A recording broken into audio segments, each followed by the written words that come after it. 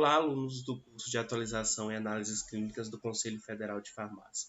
Eu sou o professor Rodrigo Pestana, aqui do módulo de Parasitologia Clínica, e a aula de hoje é sobre exame parasitológico de fezes. Eu sou professor da Universidade Federal do Maranhão, com formação em Farmácia Bioquímica, mestrado em Análises Clínicas e doutorado em Saúde do Adulto. Na aula de hoje, nós vamos ver sobre as helmintíases, introduzir e contextualizar principalmente sobre os nematóides, falar um pouco da fase pré-analítica e da fase analítica do exame parasitológico de fezes, onde nós vamos discorrer sobre as principais técnicas empregadas e, por fim, nós vamos falar sobre o controle de qualidade em parasitologia. Para iniciarmos, vamos falar sobre as helmintíases, que são infecções causadas por helmintos. Em geral, essas infecções elas são assintomáticas ou apresentam uma sintomatologia gastrointestinal inespecífica, ou seja, sintomas e sinais inespecíficos a doenças gastrointestinais, desde diarreia, dores abdominais, náuseas, vômitos. Pode ocorrer também ali um crescimento do abdômen, a pessoa pode também desenvolver uma anemia, então um aspecto amarelado, o paciente ele pode ainda apresentar uma eosinofilia no hemograma. Em 2019, por exemplo, foram registradas 2.090 mortes, sendo a ancilostomíase, que é causada por os ancilostomídeos, a causa mais predominante. E a morbidade, obviamente, que ela está relacionada à intensidade da infecção, à parasitemia. Tá? E, obviamente, há condições pré-existentes do indivíduo, ou como são as comorbidades, indivíduos imunossuprimidos, por exemplo, ou ainda com consequências da própria infecção. Então, muitas das vezes, essa intensidade elevada de parasitas, ela pode obstruir o trato gastrointestinal, causar ali uma obstrução do intestino, e isso pode ter uma consequência clínica grave, tá? Anemia, retardo no desenvolvimento físico ou cognitivo, no caso das crianças. E os dados epidemiológicos indicam que as infecções por parasitas intestinais estão diretamente relacionadas à exposição a águas residuais, ou seja, águas não tratadas, resíduos não tratados, que podem contaminar aí, lençóis freáticos, e essa água ser para o próprio consumo ou para irrigação de vegetais, e acaba se consumindo esses vegetais contaminados por formas parasitas desses helmintos. Então, a aula de hoje nós vamos nos deter à classe nematoda aqui das espécies intestinais, que seriam os enteróbios vermiculares, tricuris triquiuras, ascaris lumbricoides, catoamericanos e ancilostoma duodenale, que são os ancilostomídeos, e ainda estrongiloides estercorales. Nós não vamos falar das espécies teciduais, como triquinelas e dracuncurus. Então, vamos focar aqui o diagnóstico laboratorial dos nematóides. O diagnóstico ele é baseado simplesmente na microscopia, porque então é um método de simples execução e de baixo custo. Contudo, tem-se uma sensibilidade significativa, além, deve-se considerar alguns fatores analíticos, como nós vamos comentar mais adiante. Devemos considerar também as variáveis pré-analíticas, mas em geral também é necessário mais de uma amostra para a sua realização. Começando aqui com a coleta e o processamento da amostra, o procedimento mais comum na parasitologia, sem dúvida, é o exame de fezes. Tá? E nesse exame de fezes, nós estaremos buscando, pesquisando, procurando formas parasitas, como ovos, cistos, larvas, vermes adultos, proglotes, trofozoítos. E existem dois componentes gerais, que pode ser o exame macroscópico, ou o exame microscópico. A coleta desse material das fezes é importante para otimizar a detecção, a busca pelas formas parasitas. Então, nos protozoários, a gente vai buscar o quê? Os cistos e os trofozoítos. Nos helmintos, nós podemos procurar ou encontrar ovos, larvas, proglotes, formas adultas. Tá? E a eliminação dos parasitas vai depender do seu ciclo de vida. Então, muitas das vezes, a coleta de amostra única pode levar a um resultado falso negativo porque não coincide com a ovopostura da fêmea, por exemplo, dos helmintos. Então, para otimizar esse exame, muitas das vezes, segue-se alguns protocolos de amostras múltiplas, né? Por exemplo, uma coleta a cada 3 dias, né? Coletas seguidas, ou 3 coletas em dias alternados, ou 3 coletas no intervalo de 10 dias, aí então mais de um dia de intervalo, né? Para que a gente consiga aumentar a sensibilidade desse exame. A coleta ela deve ser realizada no recipiente limpo, com uma tampa hermética, orientar o indivíduo a coletar aproximadamente de 2 a 5 gramas de fezes, que é um tamanho aproximado de uma noz, evitar contaminação com urina, não coletar a amostra direto do vaso sanitário, porque isso pode levar a uma contaminação com parasitas de vida livre ou destruição dos parasitas caso essa pessoa esteja infectada. Então, você vai orientar o indivíduo a defecar, por exemplo, numa folha de papel limpa e transferir esse material para o coletor, ok? É uma das formas que se pode fazer essa coleta desse material. Né? O coletor deve estar corretamente identificado com o nome do indivíduo, a data da coleta, por exemplo, pode vir constar o número do registro no laboratório, o nome do requisitante, o número da amostra, se é primeira, segunda ou terceira. Se há suspeita clínica, outras informações relevantes, como por exemplo, foi uma coleta de uma fezes diarreicas, né? O indivíduo estava com sintomas de diarreia, ou ele viu sangue nas fezes, ou então ele teve dores abdominais antes ou durante aquela defecação. Isso pode orientar, de certa forma, o exame parasitológico e orientar também o diagnóstico. Mas podemos também lembrar dos interferentes do exame, né? Como qualquer exame laboratorial, o exame de fezes também existe seus interferentes. E aqui alguns medicamentos, como bário, bismuto, óleo mineral. Então, esses medicamentos, esses interferentes, a pessoa nós temos que orientá-la a esperar de 5 a 7 dias do seu término, para então realizar a coleta do material ou fazer a coleta antes dessa terapia. No caso do uso de antibióticos ou antimaláricos, quimioterápicos, a coleta ela deve ser realizada apenas após 2 semanas do término do tratamento. Depois que já foi feita a coleta, né, agora ser feito o transporte dessa amostra. Essa amostra deve ser colocada num saco plástico, de preferência daquele tipo Ziploc, né, que tem aqui na espécie de um lacre, né, para o transporte até o laboratório. E o tempo de transporte ele é crítico para algumas espécies. Então, as amostras frescas, em geral, elas são requeridas para pesquisa de trofozoítos de protozoários devido à sua motilidade. Então, as fezes liquefeitas, né, as fezes aquosas, em geral, são aquelas fezes que a gente pode encontrar os trofozoítos. Então, o tempo ali é muito crítico. De preferência, essa amostra deve ser analisada em até 30 minutos. Não é uma realidade muito fácil de se obter, mas seria o ideal.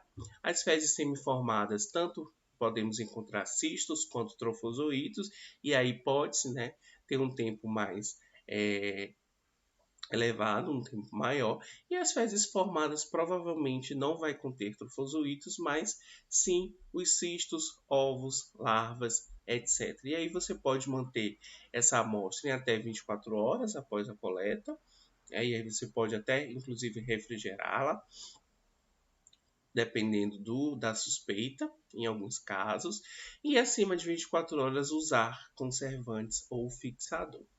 E como nós vamos conservar essa amostra? Então, os conservantes são substâncias que vão preservar a morfologia. Nós temos que lembrar que o diagnóstico laboratorial das helmintíases, o diagnóstico microscópico, ele é basicamente feito através da morfologia da forma parasitária.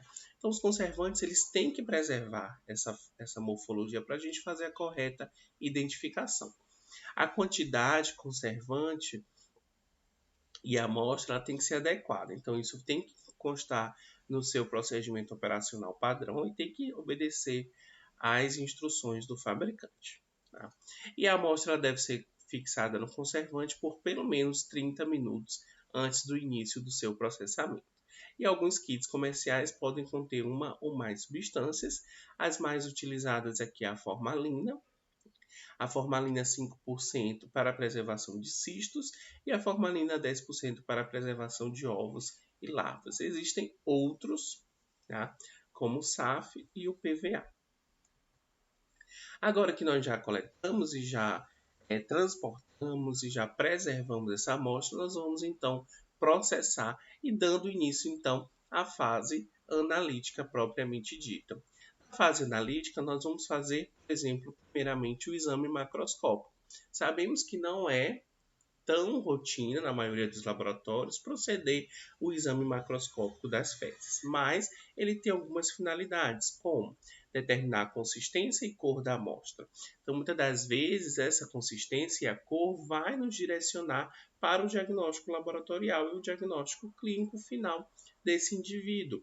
E também para a gente fazer a triagem de anormalidades grosseiras, como fezes de aspecto sanguinolento, presença de muco, fezes esteatorreicas, né, que é com aparência de gordura, né, que o indivíduo está eliminando gordura nas fezes, como acontece na giardíase ou em outros distúrbios ali de absorção de nutrientes, a presença de contaminantes, então precisa, né, se rejeitar a amostra, eu preciso analisar ela antes. E aí, para esse exame é utilizado então amostras frescas sem conservantes. Tá? Aí vem o porém, porque boa parte, se não a maioria dos laboratórios, já recebe essa amostra com conservantes fixadores. A maioria dos laboratórios já dá para o indivíduo, né, para o seu cliente, o coletor, e nesse frasco coletor já vem ali o conservante, né, já vem ali a formalina, o MIF, no caso, né? E aí deve-se também respeitar a solicitação médica, né? Caso o médico solicite um exame específico, uma técnica específica, você vai realizar isso conforme requisição e também orientar os profissionais que podem estar envolvidos nessa coleta, como por exemplo em pacientes hospitalizados ou institucionalizados. E quais são os achados? A cor pode indicar a condição do paciente, a gente pode encontrar formas adultas, como ali os vermes adultos de Ascaris, por exemplo, as proglotes das tênias, pus, muco, as fezes sanguinolentas ou com muco sugerem a presença de ulcerações amebianas, o sangue vermelho brilhante, ele já está associado a uma irritação e sangramento ativo da mucosa intestinal, fezes muito escurecidas, né? Está ali envolvida com sangramento mais anterior do trato gastrointestinal. Então, essa é uma observação importante que você também pode soltar no resultado desse exame. E aqui está alguma tabela e tem alguns achados, né, que você pode colocar aí essas observações no resultado do exame parasitológico. Em relação à consistência, à coloração e o termo para aparência grosseiro, como visivelmente fibroso, coloidal, presença de fibras escassa a moderada, presença de muco escasso, presença de muco abundante, presença de muco com sangue escasso, fezes sanguinolentas. Aí você pode colocar a consistência das fezes, a coloração e fazer essa inter-relação. E agora vamos falar um pouco do exame microscópio. Temos que lembrar que o microscópio, então, é o item mais importante para o exame parasitológico. Então, nós precisamos ter um microscópio com as objetivas calibradas, para aumentar a acurácia desse exame.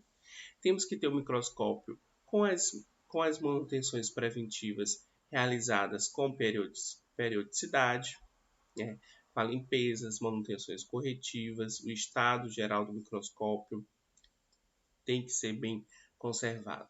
E a técnica a pesquisa tem que ser feita aqui na forma de zigue-zague.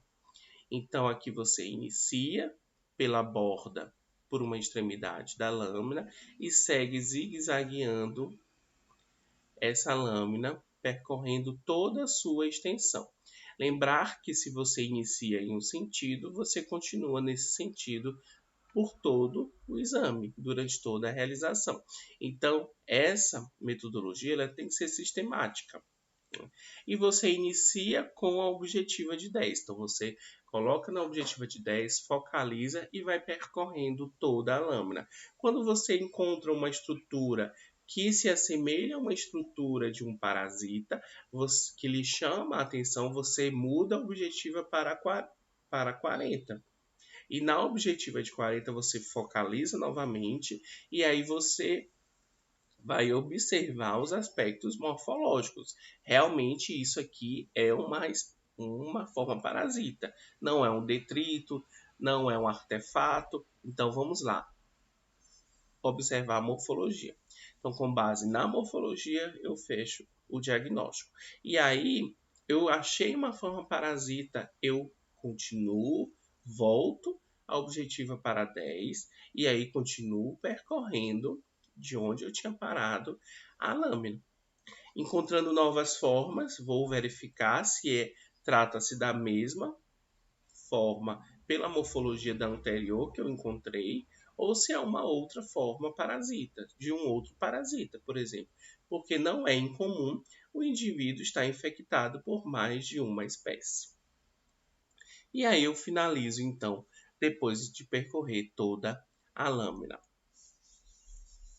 Eu posso realizar o exame direto, que é ali as fezes, uma pequena porção de fezes misturada com salina ou solução iodada, né, com o Lugol, com o objetivo basicamente de buscar aí trofozoítos de protozoários para observar sua motilidade. Mas eu posso encontrar os cistos, né, ou também os ovos, tá? Ovos e larvas de eumintos. Tá?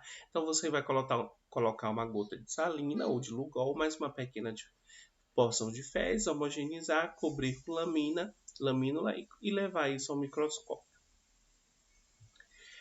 Lembrar que o Lugol ele pode matar os trofozoítos. Então, se você tem uma suspeita de infecção por protozoários, pode-se adicionar somente a salina.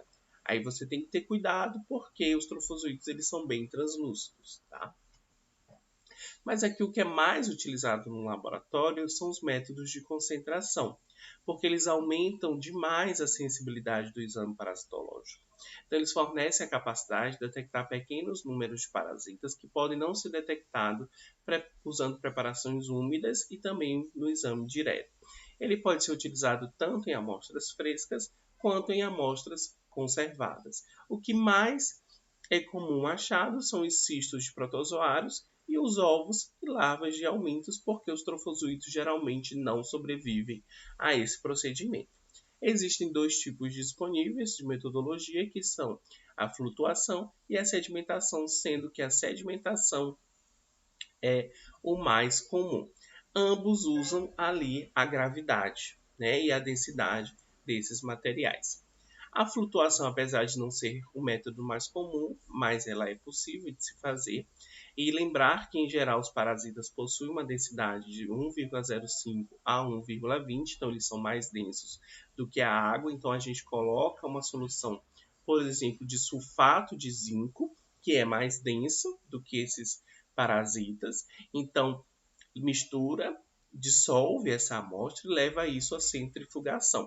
E vai haver a formação aqui do sedimento, uma solução flutuante aqui da solução. E aqui os ovos vão flutuar. Então eles vão estar na face superior aqui desse tubo, né, desse recipiente. E vai formar aqui, por exemplo, inclusive um menisco. Então, a diferença de gradiente vai fazer com que essas estruturas parasitas flutuem. Qual que é a vantagem? Um material mais límpido, então com menos detritos, e isso vai facilitar a sua observação no microscópio. A desvantagem é que alguns ovos são muito pesados, então eles vão acabar sedimentando. Como que você retira esse menisco? Você pode retirar com auxílio de uma micropipeta, de uma pipeta de Pasteur, ou somente encostando a lâmina aqui nesse menisco. E aí você coloca ali uma gota de Lugol e leva isso ao microscópio. Existem algumas modificações, como o método McMaster e o Flotac ou Mini Flotac.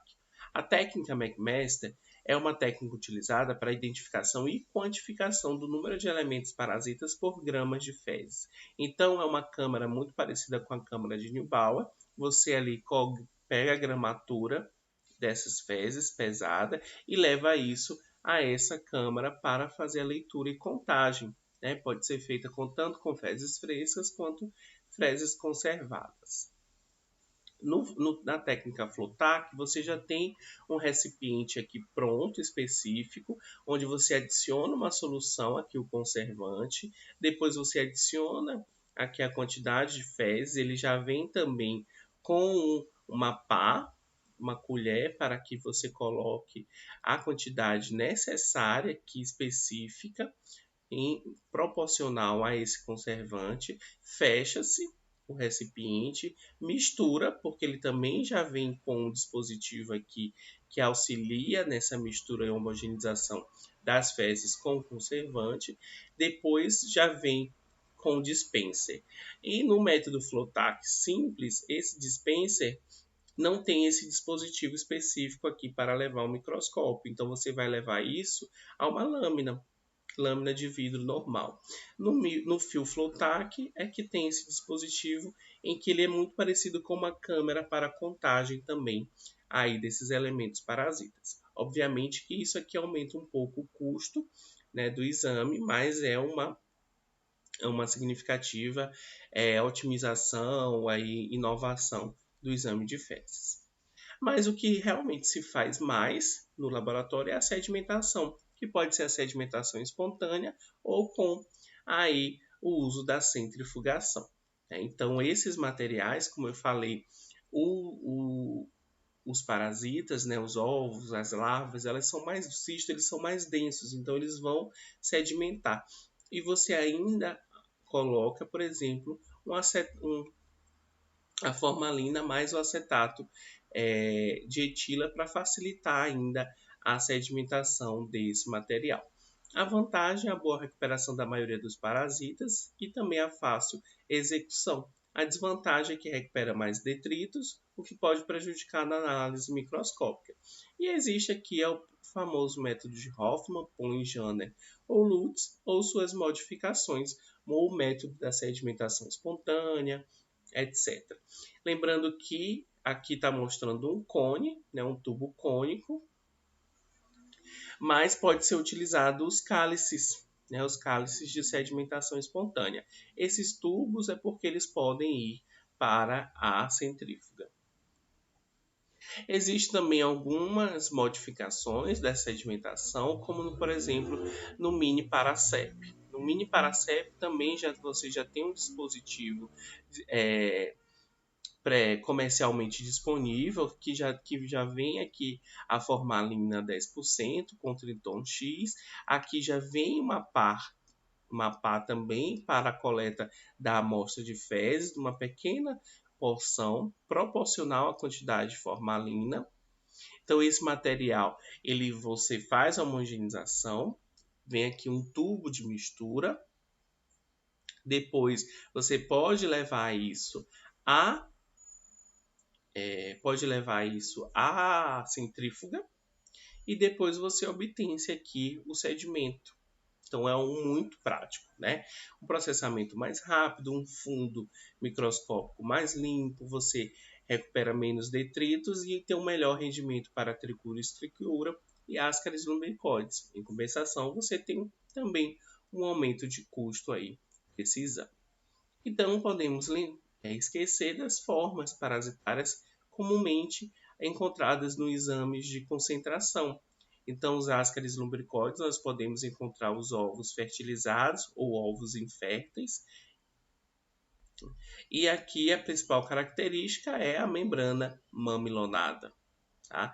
Uma casca externa com uma camada mamilonada proeminente. O ovo infértil ele tem um aspecto mais alongado. Os ovos de ancilostomígio, aqui nós não conseguimos diferenciar entre ancilostoma e necator, ele é um pouquinho maior do que o ovo de Asclepias lumbricoides, tem uma casca fina, então uma membrana fina, né? E essas larvas elas podem inclusive eclodir, né, se elas ficarem ali em fezes frescas por mais de 24 horas. Aspecto oval, ele tem aqui, ele é embrionado. O ovo de Trichuris trichiura também é muito característico, porque ele é um pouquinho alongado, tem forma de barril ou forma de bola de beisebol, tem essas duas aberturas, esses dois opérculos, né, que são os tampões mucosos. Tem uma casca grossa, ele também é embrionário, não é incomum encontrar eosinófilos e cristais de Charcot-Leyden nessas amostras que têm Trichuris trichiuras. Para a pesquisa de estrongiloides stercoráleos, o que mais fazemos, que é mais adequado, é o método de Barman, porque em geral esses ovos eclodem, né, nessas fezes, eles eclodem, né, já no intestino. Além do que, os ovos de estrongiloides eles não são tão distinguíveis dos ovos de ancilostomídeos, tá? E aí o que é mais comum é o achado são as larvas da forma rabidiforme, tá? E aí pelo método de Barman que baseia-se no hidrotermotropismo. Então esse aqui é a técnica de Barman, você tem aqui um funil de vidro com um manguito aqui, um tubo flexível acoplado. Então isso aqui está clipado, então está fechado temporariamente. Você envolve essa porção de fezes com uma dupla camada de gaze e aí você deixa ela em contato parcial com água morna por algum tempo, tá? E aí essas fezes, como vão estar em contato com essa água, como essas larvas elas têm hidrotermotropismo e pela força da gravidade, elas vão migrar das fezes para a água e vão cair na parte aqui final do funil e vão ser então coletadas aqui por esse tubo flexível. Quando você deixar o tempo necessário, você abre aqui e coleta isso na lâmina, leva a lamínula. Você pode fazer algumas adaptações, como aqui você pode envolver as fezes, essa porção de fezes com as gases e colocá-la em contato com a água morna diretamente no cálice de sedimentação, por exemplo. Tá? E aí você já coleta o fundo desse material. Ou você pode adaptar também aqui nessa alternativa, que é uma seringa, tira o êmbolo da seringa, coloca aqui essa porçãozinha de fezes em contato com essa água morna.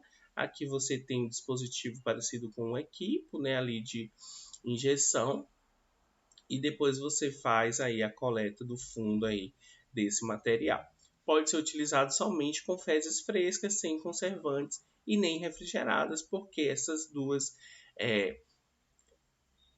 ações, né, de conservar e refrigerar, elas podem destruir ou prejudicar a pesquisa dessas larvas, né? Não é incomum também a encontrar trofozoitos de Balantidium por esse método.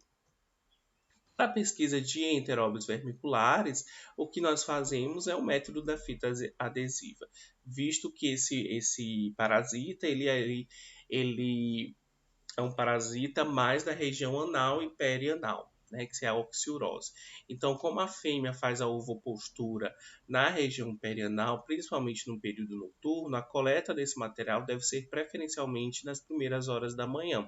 Então, pega-se um palito ou até mesmo uma lâmina de vidro e você recobre essa parte aqui com uma fita adesiva dupla face, coleta aí da região perianal, depois leva isso à lâmina, cora com Lugol e faz o exame microscópico. Lembrando que os ovos de enteróbios ele tem um aspecto muito característico, uma dupla camada, translúcido e um aspectozinho aqui de D, né, um formato de D. Ele tem uma dupla camada e pode estar em vários estágios embrionários, inclusive a larvazinha já presente ali dentro do ovo. Pode encontrar as formas adultas ocasionalmente, aí, dependendo da parasitemia e do horário de coleta. E vamos lembrar de alguns parasitas emergentes, né, com os grandes nas cidades, né, nos locais que você já tem o acesso a condições higiênico-sanitárias melhores, né, água tratada, esgoto tratado, essa prevalência desses parasitas intestinais diminui. Mas, em compensação, você tem a mudança dos hábitos da população. A população passa a consumir mais peixe cru, por exemplo. E nós temos parasitas dos peixes, como o Diphyllobothrium latum, que é esse ovo aqui, um tanto oblongo. O ovo ele não é embrionário, então ele forma aqui o coracídeo. Ele tem uma casca lisa na cor amarelo-marrom. Existe um opérculo em uma extremidade e o botão terminal em outra extremidade.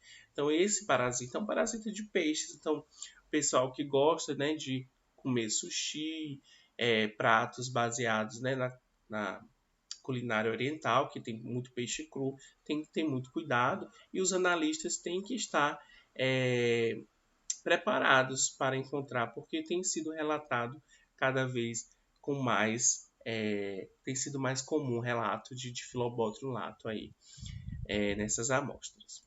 Vamos falar agora do controle de qualidade. Como todo exame laboratorial, o controle de qualidade ele é imprescindível e obrigatório. Então, você tem que ter isso bem protocolado aí no seu laboratório. Como que isso é feito? Você pode preparar materiais de referência caseiro, in-house, e utilizá-lo como controle interno. Então, você pode preparar um pool de amostras positivas, que pode ser, em geral, amostras conservadas. Tá? Ou você pode preparar lâminas permanentes e fazer rodadas de controle. Tá? Ou você pode adquirir materiais de referência comerciais.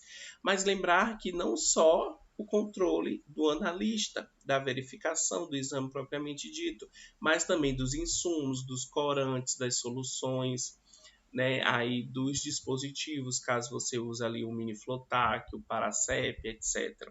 Tudo isso tem que ter registro controlado. Tem que se manter a rastreabilidade de todo o processo, os registros de todo o processo do controle, isso é obrigatório. Quais formas você pode fazer? O simples cego é a introdução de um material de referência ou de uma amostra conhecida, né, dentro da rotina laboratorial sem o conhecimento do analista. Então você insere isso na rotina, o analista ele não tem conhecimento que foi inserido, ele vai analisar aquilo como se fosse uma amostra de paciente e vai lançar o resultado. Depois, uma segunda pessoa, ela vai ver se aquela amostra, o resultado bateu com o resultado prévio.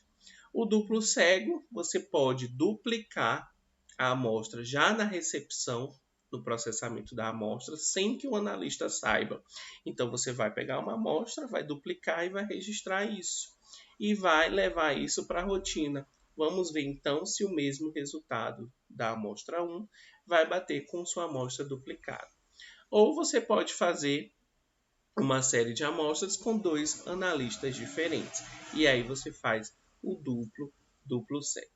E a dupla leitura, que é o mais indicado para os métodos de concentração. Então, quando você está preparando lá, você faz a sedimentação ou a flutuação, você prepara 2 lâminas da mesma amostra e leva isso ao microscópio e faz a dupla leitura. Em geral, o recomendado é que você apenas libere o resultado negativo para cistos de protozoários e ou trofozoitos de protozoários ou ovos, outras formas de helmintos, após a leitura de 2 lâminas. Então, para aumentar a sensibilidade, tá? Porque a gente sabe das limitações dessas técnicas.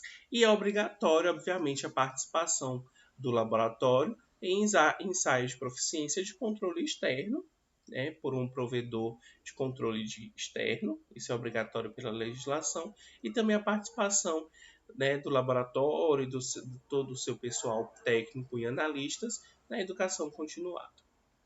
Então, essas são as bibliografias utilizadas nessa apresentação. Eu sou o professor Rodrigo Pestana, desejo que vocês façam e aproveitem um bom curso e tenham aí um bom proveito dessas aulas.